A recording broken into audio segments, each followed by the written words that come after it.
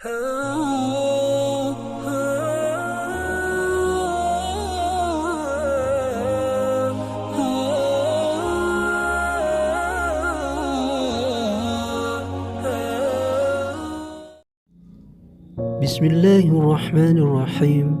Assalamualaikum warahmatullahi wabarakatuh. Doa merupakan suatu permohonan atau permintaan yang bersifat baik terhadap Allah Subhanahu wa taala, seperti meminta kesehatan, keselamatan, rezeki yang halal dan tabah dalam menjalani kehidupan.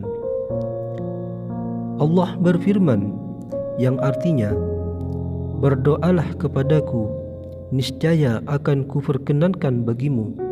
Sesungguhnya orang-orang yang menyombongkan diri dari menyembahku dengan berdoa akan masuk neraka Jahannam dalam keadaan hina dina."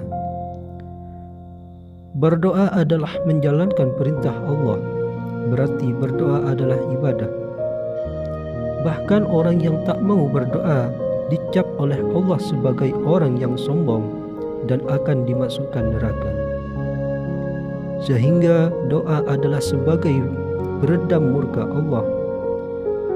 Nabi SAW bersabda, "Barang siapa yang tidak meminta pada Allah, maka Allah akan murka padanya." Hadis riwayat Tirmidzi. Kita sering menggunakan nalar kita dalam mengukur kehidupan. Karena miskin, ia tak mau berdoa agar dirinya menjadi pengusaha yang kaya. Alasannya, bagaimana akan menjadi pengusaha? Modal saja tidak punya. Ini kekeliruan pola pikir manusia, seolah-olah Allah tak mampu menolongnya menjadi orang kaya. Hal demikian juga ada pada diri Nabi Zakaria. Beliau sudah tua, istrinya juga sudah tua dan mandul. Secara nalar mereka mustahil mempunyai anak, maka Zakaria pun tidak berdoa. Namun ketika beliau yang merawat keponakannya, Maryam yang solehah, memunculkan fitrahnya untuk memiliki anak yang soleh juga untuk meneruskan dakwahnya. Fikiran yang demikian melahirkan keyakinan kalau Allah Maha Kuasa. Dia dapat merubah segalanya dalam kondisi yang sudah tua, namun dalam dirinya ada keyakinan yang kuat atas kekuatan dan kasih sayang Allah yang akan mengabulkan doanya. Maka dengan penuh keyakinan ia berdoa, "Rabbi habli min ladunka dzurriyyatan thayyibatan innaka sami'ud du'a." Ya Tuhanku, berilah aku dari sisi Engkau seorang anak yang baik. Sesungguhnya Engkau Maha Pendengar doa. Perlu kita yakini bahwa Allah tak pernah mengingkari janji. Kalau Dia berjanji akan mengabulkan doa hambanya, maka hal tersebut pasti ditepati. Ternyata benar, ketika Nabi Zakaria berdoa, maka saat itu juga doa Nabi Zakaria dikabulkan langsung oleh Allah Subhanahu wa taala. Allah mengkisahkan hal ini di ayat selanjutnya. Kemudian para malaikat memanggilnya ketika dia berdiri melaksanakan salat di mihrab. Allah menyampaikan kabar gembira kepadamu dengan kelahiran Yahya, yang membenarkan sebuah kalimat firman dari Allah Subhanahu wa taala, panutan berkemampuan menahan diri dari hawa nafsu, dan seorang nabi di antara orang-orang soleh.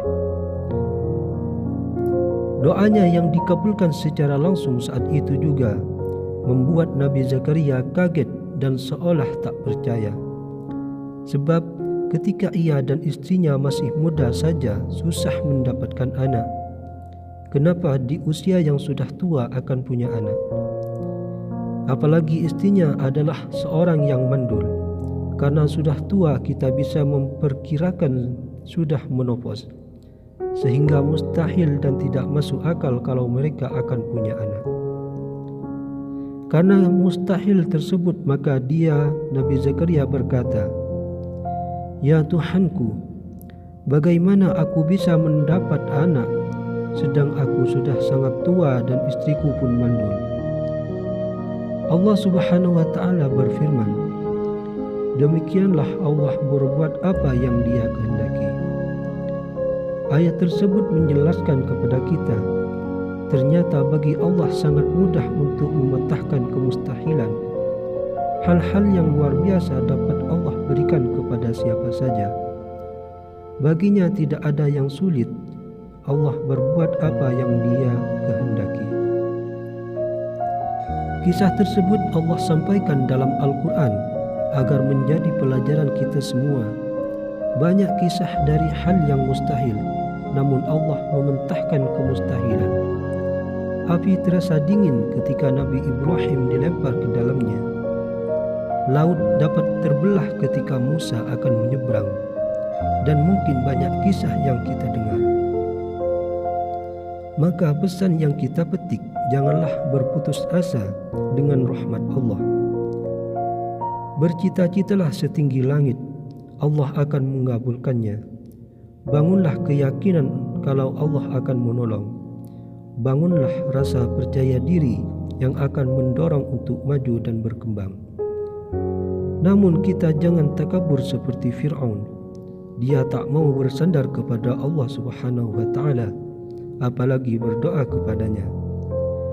Maka ketika orang melihat kekuatan Fir'aun di atas segalanya dan seolah mustahil dapat runtuh, ternyata bagi Allah mudah.